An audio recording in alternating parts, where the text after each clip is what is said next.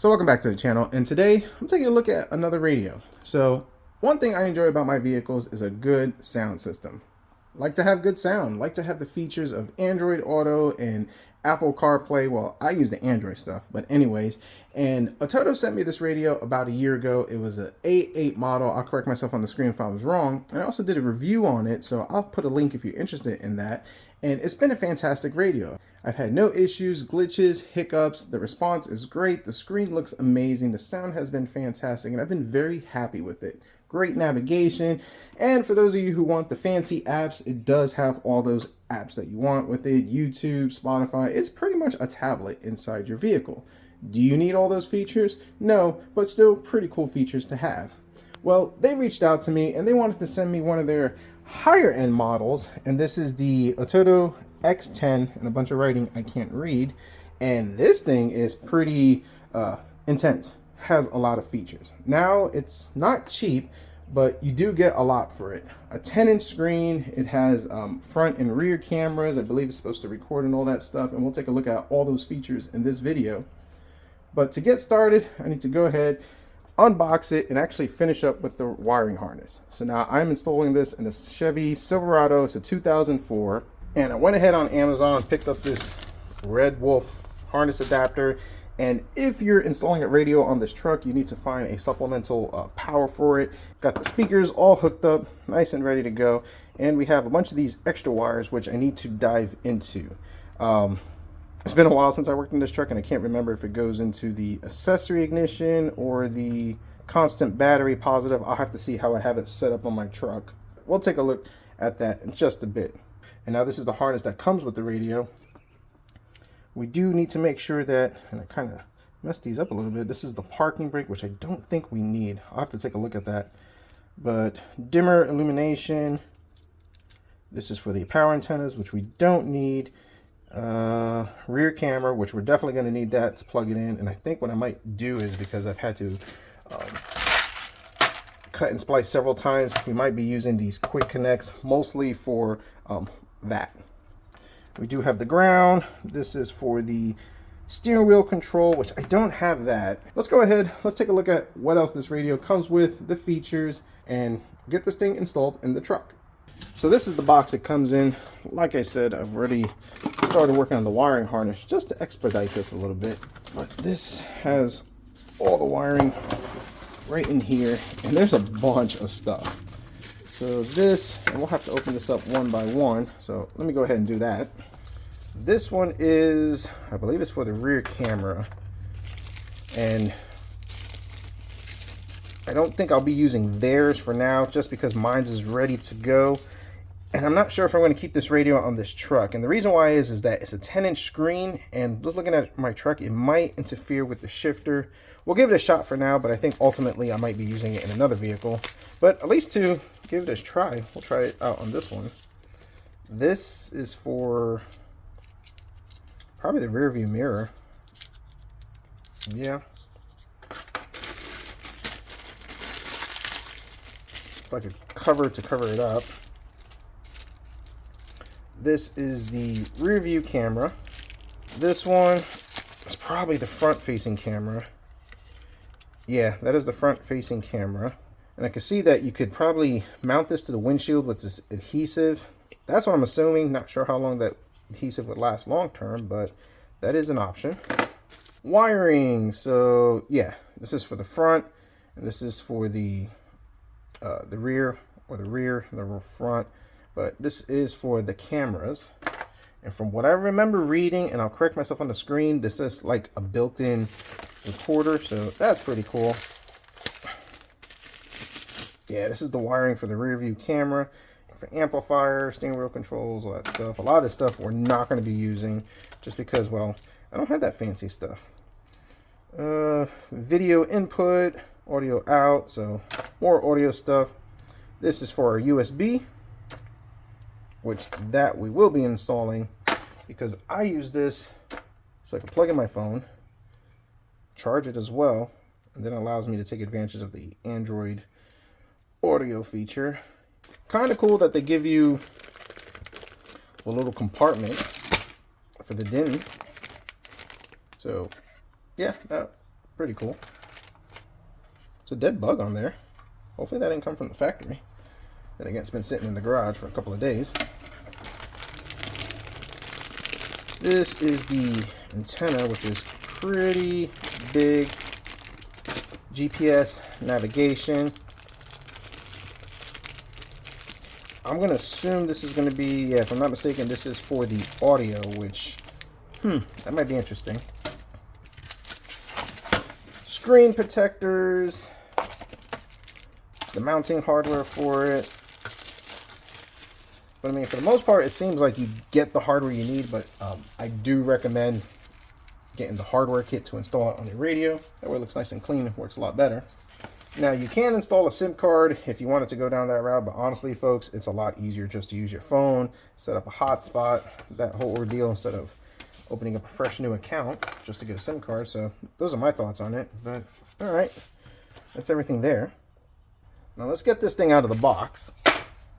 It is big.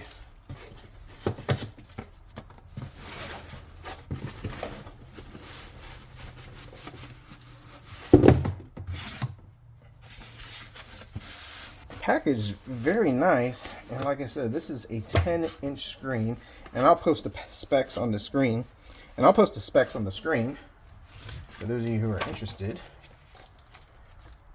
And what I kind of like about this radio, if your vehicle doesn't have the single DIN feature, this does come with it. So you can run it as single DIN, or like I said, if your radio, mine's in my truck, requires double DIN, it gives you the blank cubby for it. But I don't know how practical it will be, in the sense that you can't get to it, but probably can run the USBs through here, maybe drill a hole in the back, which I might consider later on, and we can run the USB and all those extra wires. So that's pretty cool.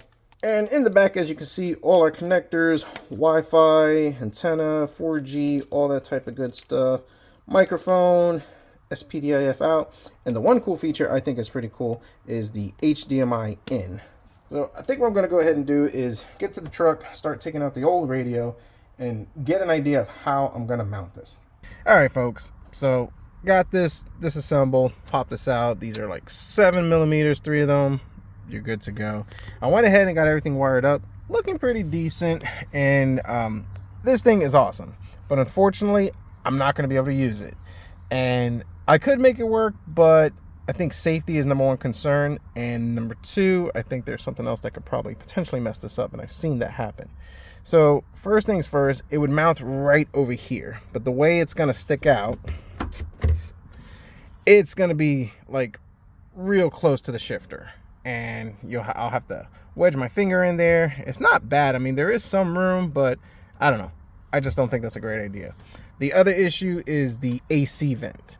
In the summer, it's okay because, you know, you got cool air cooling the screen off, so that's cool. But in the winter, the heat, yeah, that's going to cause an issue. So for this truck, it's not going to be recommended. You're probably going to need a dash that's farther away from your shifter and doesn't have the vents right there. Some vehicles have the vent up here, so you got to keep that in mind. If you're going to buy this radio, just kind of keep in mind where your shifter is, where your vents are, and potentially your HVAC. I'm going to go ahead and mock it up so you can kind of see. Yeah, it's going to sit probably right about there. Yeah, now that I look at it, yeah, just right about there. And I did try to mock it up, and it's kind of close to the shifter. Even if I go back a little bit, I don't think that's a great idea. And then also, it's going to block access to where I need the apps over here, the phone. So that's unfortunate. And as you can see, the heat, the HVAC is not too much of a deal. We do have access from the bottom, but for this truck, not the best idea. So unfortunate. I do have another vehicle that I probably will be looking into to use this for, and we'll probably come back and revisit that. But we can go over some of the cool features. First things first, this screen is fantastic. It's clear, it's crisp, and very responsive. I mean, folks, this is a tablet. I have the Bluetooth synced to my phone, and I'm able to use Android Auto, all the stuff without having to plug it in. And it also has the USB, so you can put it in there, charge your phone if you want to use that. So that's pretty cool. Plugging into my phone, it mirrors it, which I think that's pretty cool. I did it a minute ago. There you go. Whoops. yeah, as you can see, that's the screen of my phone. Could go ahead and add more apps. So the features for the phone, I think, is great. The sound on this thing is fantastic. Unfortunately, I can't really show the sound because, you know, copyright. But let's get out of here. Go back to the main screen, and this is what your main screen is going to look like. Now, because it's synced up to my Bluetooth, you can actually see the map right over here, your hours, the temperature, all that type of cool stuff. You got YouTube and the HDMI in. So if we was to plug an external device, and I might tinker with that later, like a DVD player, which, yes, I get it. You shouldn't be messing with that stuff while driving. But if you're one of those people that like overlanding, or in my case, sometimes I have to sit in the parking lot while the family goes shopping or in the doctor's appointment, yeah, that works great. So with the HDMI in, probably plug in a mini PC or something like that and enjoy it. So I think that's pretty cool. YouTube, TPMS, if you're able to sync that. Now moving on to another cool feature, the equalizer, which compared to the other one is way better. More adjustments. I like this, kind of get it where you like. The jazz sounded the best for now, but I can still tinker it with it and get it a little more. So that's a pretty cool feature. This right over here is for the recording.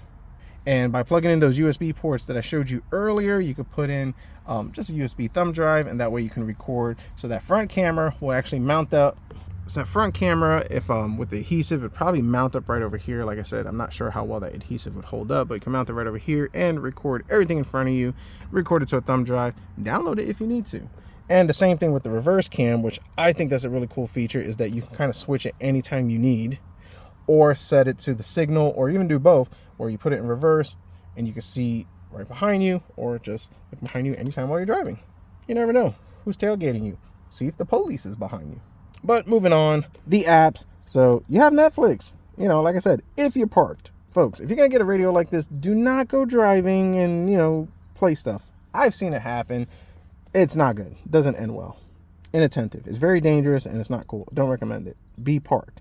And with this radio, because I guess it's not one of the bigger brands, or it's not made to the standards over here, you don't have to do the parking brake bypass delete. You could just, while it's in drive, which the vehicle's right in drive right now, hit Netflix, watch a movie. So something to keep in mind. Now the HDMI, like I talked about, it has its own app. You would hit that button and then it would display whatever input that you have going into it. Now this one is for the camera settings, so you can go ahead and just put in the camera files if you want to put music, videos, all that type of stuff on it. All that's done through the USB. DVR, which this thing has built-in DVR, so it records all the time, and then whatever data that you need to do, you can kind of splice it and save it as you need it, and it will override over a period of time. So that's kind of pretty cool. The AI thing, if you want all that type of stuff, set what type of maps you have. I have it set it to Google Maps. You can actually set it if you wanted to use a different type of app service, but you know, that works for me. Now it does have the Play Store, and you'd have to set up an account, which on the other radio I did set up an account. And with the Play Store, it does allow you to install apps on this radio. So if you wanted to have the Woz or the Waze app, if you wanted to have other social media apps, for whatever reason that you needed to pretty much have your vehicle become your tablet, you can install those apps. Now these are more of the apps that it does have built in for the rear cam, so you can set the settings, record it, all that type of stuff. Update the system, which just does need a system update. Pandora, Spotify, Sirius XM. Set up your account, but I mean, really at this point, Sirius XM, how many people really use that anymore? Let me know in the comments. The YouTube, obviously the Android CarPlay, palette, not sure what that is. Let's take a look at that. Oh yeah, you can set up the colors how you want. That's pretty cool. The Torque app, which from what I understand to this, you have to have like a little OBD2 connector that goes into your OBD port, and then it'll just tell you information that you want to know while you're driving. So I mean, that's pretty much it. I mean, it is a tablet for your vehicle, so kind of keep that in mind. But what is cool, the features that you pay for, it does come with the reverse cam, it does come with the front cam, like I said, and you can record and have your own built-in dash cam without having to have a whole external device on that. I think that's really cool. The sound on this thing is amazing. The screen, very snappy, very responsive. So do I recommend this radio? Absolutely. So let's give you my final thoughts. So I'm going to go ahead and install the other radio. After playing with this thing, I would really love to use it in this car, but like I said, if you're going to buy a radio with a 10-inch screen, just keep in mind where it's going to mount, where it won't get messed up from the heat, from your vents, or a safety issue with your shifter. So keep that in mind. Now, the price, this thing is pretty steep. I looked online, it's about $700-800. Yes, it is expensive, but if you look at some of the other radio companies, they also charge that much for all these type of features. But what I will say that this thing gives you compared to the other ones is that you do get the DVR feature for the front and rear cameras. Easy to upload the footage to a USB drive, so I think that's pretty cool. It comes with everything that you would need. Single DIMM for the single DIMM videos, double DIMMs, and then obviously in this case, if we had it mounted like this, just kind of give you an idea. It comes with the brackets, which the brackets would mount right over here with the screws, and you would actually mount it to these right over here, kind of just like so, more or less. Just have to do a little adjustment, and really clean looking radio. And I think that's pretty cool. So considering you add that into the equation, you don't have to pay for that, but you do have to get your own wiring harness. So just kind of keep that in mind. Is it a cool radio? Absolutely. Is it overkill? Absolutely. But my opinion, where it's probably going to serve good, it's probably going to be in my overland vehicle that I am planning to get in the future. That way I can have navigation, install special apps that I need to use it for it. The DVR is awesome like that. So pretty cool. Thank you to Atoto for sending this to me. If you're interested, I'll post the link down below. And for now, let's go ahead and install the other radio that they sent me, which is still pretty awesome. I'll post a link to that one. That radio is really more practical for this truck, mostly because of the location. So hope you enjoyed this video. Thanks for watching.